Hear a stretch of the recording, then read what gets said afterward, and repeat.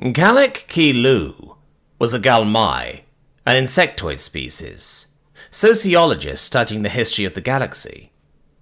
A history that, until relatively recently, had been dominated by the Hyox, an ancient reptilian race that has slowly ascended up the rungs of power and kept every other race under their claws. He was also presenting a statue to commemorate humanity and their assistance in galactic endeavors. He looked out over the crowd in front of him, and his pincers flexed in a sign of joy. So many ambassadors present for such a grand occasion. He looked back over the draped statuary, where the human delegation sat and smirked with a strange approval. He cleared his throat and made a sharp trilling sound that called the others to order. Then he began. The Hyox were once the masters of us all. The Hyox had learned the secrets of cold fusion first among the races in the stars, and used its power to send their ships into many wars practically unopposed. And then the humans arrived. The Galmai's eyes scanned the audience. The current Hyox ambassador was clearly unenthusiastic as the speaker retread old history. The humans were the youngest spacefaring race at the time. Their military prowess was based solely on internal wars and skirmishes, and the Hyox thought it funny the young but hot-blooded species would oppose their massive ageless empire that had mastered war and combat over countless millennia.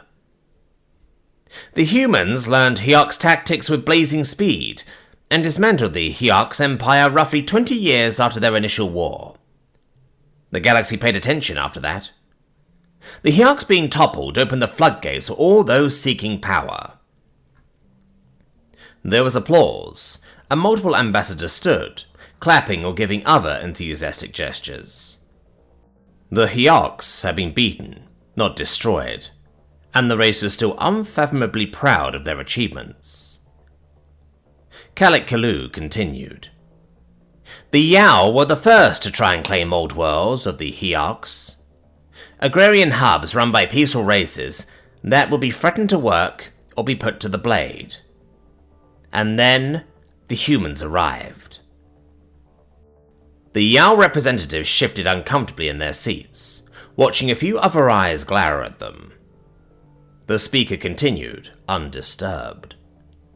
They struck the Yao hard and fast, dismantling the avian war machine almost as soon as it had appeared. But they brought mercy and aid to those the Yao had sought to enslave. The humans brought those farmers freedom to grow and learn as they have never done before. The humans taught them how to fight and gave them friendship. The farmers gave that friendship back in trade 10 times over. Kalek-Ki-Lu trilled again as he flipped an index card and made sure it was the right page in his address. The Baal were the next to try their hands at being leaders. They had dreamed of a united galaxy, but failed to mention their obsessive cult that all had to join. The rest of the galaxy stood up and fought back. We were losing. The audience joined in this time, and then the humans arrived. Some voices were less enthusiastic than others. The Baal representative clapped joyfully, though, entertained by the masses joining in unison. The voices quietened, and he continued. The galaxy did not remain quiet, though. The Poyek-Ko, a strange fungal hive mind, appeared and began to consume worlds without regard to sentience. And then the humans arrived.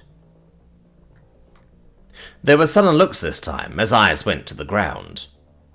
Old soldiers from all forces saluted and stood at attention. Kalek-Ki-Lu had to clear his throat once again as his emotions threatened to overtake him. Their ships burned the galaxy clean of the parasitic fungi, though many of their forces were lost in the fight. Still, they celebrated with the galaxy as heroes and friends. Every eye turned to the empty chairs of the Janal delegates. Kalek-Ki-Lu's own eyes narrowed in anger. The Janal betrayed that friendship. Formerly, the peaceful Cetaceans would have been the strongest allies of the humans, but they sensed a weakness and pushed in on it. They pushed humanity back to their cradle. And then, the Galmai arrived. Kalik Kalu was the delegate for the Galmai, chosen to speak for being the first species to aid the humans. He stood tall and proud, and continued with a nod to the Yao delegate. We arrived to repay old debts and save old friends. We had learned well from our friends and shielded them, as the angry mammals struck back. The Yao delegate stood. Then the Yao arrived and sacrificed feather and bone so an old enemy could live. The Hiox and Baal delegate stood.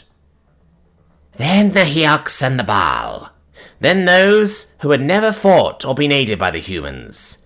We stood to save our friends who had always come to help their neighbors, even if that help was a punch in the face. Kalik Kalu nodded joyfully and gestured to the statue, still draped in a fine cloth. Now to our friends. We dedicate this statue and land upon the moon where the Senate meets.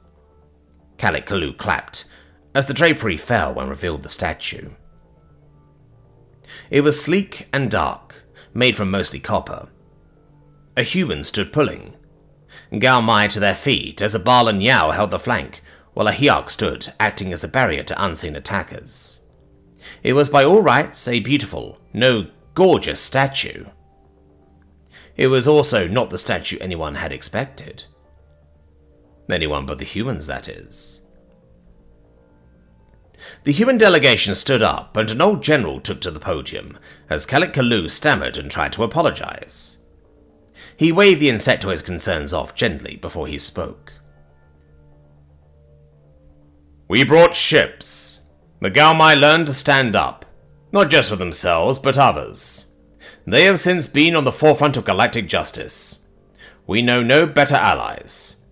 We brought unholy hell to the Hiox, the Yao, and the Baal, and they took our offer of friendship in their darkest hours. When life was threatened, the galaxy over, we were still recovering. You stood to buy our war machine time to get into gear. And the Janal, as bitter as they are now, we still see as friends. We have all stood at another species' side at some point, raising our appendages high, refusing to go into the night quietly. We have all bled and died. It is through this and some clever diplomacy that we have heard of this statue, and we could not let the original stand. It was a garish thing of pure platinum, with 3 humans, a civilian, a soldier, and a doctor. It lacked spirit. It lacked our friends. So we paid ourselves a couple 100,000 credits, made a better statue, and slipped it in last night. Don't ask how. It's a state secret for now. But you all note when humans arrive, and it's funny.